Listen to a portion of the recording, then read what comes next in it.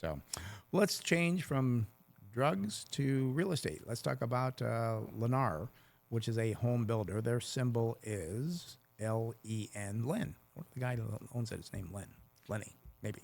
Probably not. I doubt it. Do I have the right? No, I'm looking the wrong one here because I'm looking at, let me look at Lennar. I was looking at something else in the future.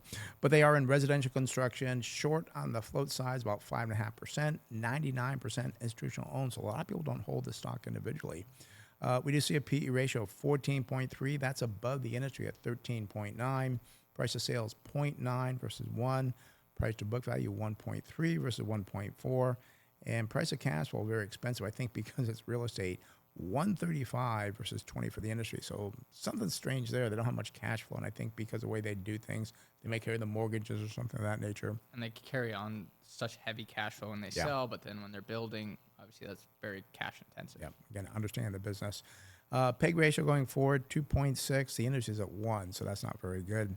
Earnings per share over the last year, wow, they were down 44.2%. The whole industry was down to 15.8.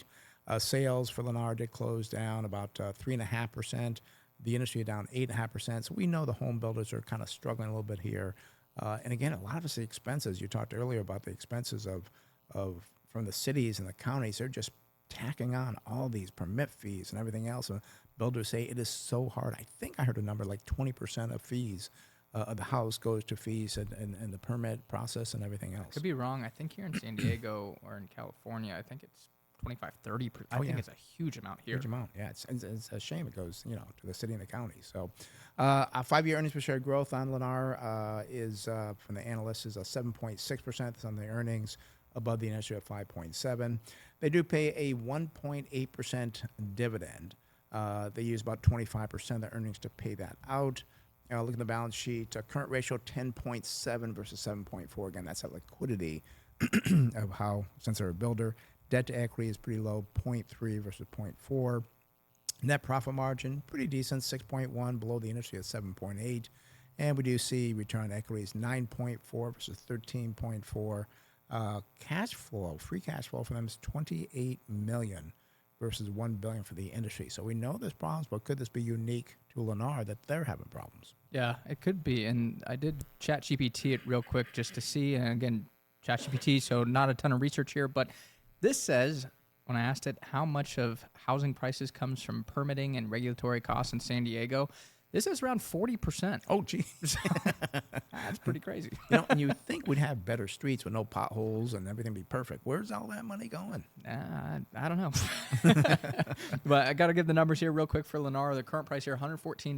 52-week range low, $98.42, and the high, $144.24. Going forward for this company, go out to November 2027. They do report on a fiscal year basis. Estimated earnings per share, $8.82, gives us a target sell of $146.41. So forward multiple, there's about 13 times, a little bit above where we would like to initially buy a company. And this company, we wanted to look at it because there's been this kind of push to calling it the Trump home. It looks like a White House official came out and said the administration is not actively considering the plan. So this is something maybe the housing builders, the home builders came up with. Concept is kind of more of a build to rent to own for people. Is that going to come to fruition? I don't know, but if that increased the demand for homes, could be good for the home builders. Yeah.